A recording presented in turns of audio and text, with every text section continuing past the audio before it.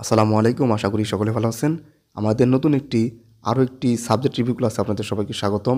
আজকে subject review করব সমাজবিজ্ঞান। এবং সমাজবিজ্ঞান এটা কিন্তু অনেক শিক্ষার্থী এই সাবজেক্টে পড়তে চায় এবং এটাও মোটামুটি ভালোই ভ্যালু আছে বলা চলে। তো সমাজবিজ্ঞান সাবজেক্ট, এই সাবজেক্টে কিছু সুবিধা আছে এবং অসুবিধা আছে। শুরুতে যদি বলি কিছু সুবিধার কথা, 1 নম্বর সেটা হচ্ছে গবেষক হওয়ার সুযোগ আছে, অর্থাৎ সমাজবিজ্ঞানী হতে পারবেন আপনি। যদিও আপনি জানেন যে বাংলাদেশে কিন্তু গবেষণার সেরকম সরঞ্জাদি বা সেরকমভাবে কিন্তু জোর দেওয়া হয় না বিশ্ববিদ্যালয়ে। তারপরেও আপনি যদি চেষ্টা করুন তাহলে গবেষক হওয়ার সুযোগ আছে এবং সমাজবিজ্ঞানী হতে পারবেন। এরপর যদি 2 নম্বরে বলি, বিসিএস পরীক্ষা দিতে পারবেন। আর সবচেয়ে বড় যেটা সুযোগ সেটা হচ্ছে শিক্ষা ক্যাডার।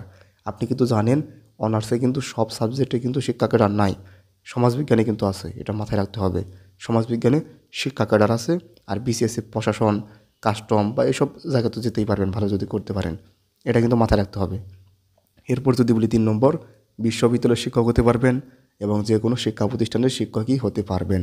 আপনি বিসিএস পরীক্ষা দিয়ে তো শিক্ষক হতে পারবেনই, এছাড়াও কিন্তু হাই স্কুল বা প্রাইমারি স্কুলে যদি হেড টিচার বা এরকম কিন্তু টিচার হতে পারবেন এই সমাজবিজ্ঞান সাবজেক্ট পড়েও। এরপর যদি বলি, ব্যাংকে বড় বড় পদ বা বিভিন্ন মন্ত্রণালয়ের জব আপনি করতে পারবেন।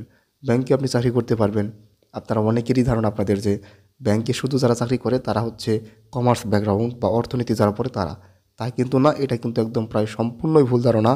ব্যাংকে সবাই মোটামুটি পরীক্ষা দিতে পারে, কারণ বাংলাদেশের নির্দিষ্ট সাবজেক্টের উপর নির্দিষ্ট চাকরি আছে, এরকম সেরকমভাবে আর কি কোনো চাকরি নাই, সবাই আর কি পরীক্ষা দিতে পারে। আর বিভিন্ন মন্ত্রণালয় পরীক্ষা এইখানেও কিন্তু সবাই দিতে পারে। এরপর হচ্ছে আপনার বিদেশে স্কলারশিপ। আর বিদেশি স্কলারশিপের সুযোগ আছে ব্যাপক পরিমাণ বলা চলে। এই জন্যে কিন্তু অনেকেই সমাজবিজ্ঞান এই সাবজেক্টটা নিতে চায়। এখান থেকে আপনি বিদেশি স্কলারশিপ নিয়ে যেতে পারবেন। এটা এই জন্যই কিন্তু আমি বড় করে লিখেছি, একটু দেখতে পারতেছেন। এরপর যদি বলি, বড় বড় কোম্পানিতেও আপনি বড় বড় পদ পেতে পারেন, এটার কিন্তু সুযোগ আছে।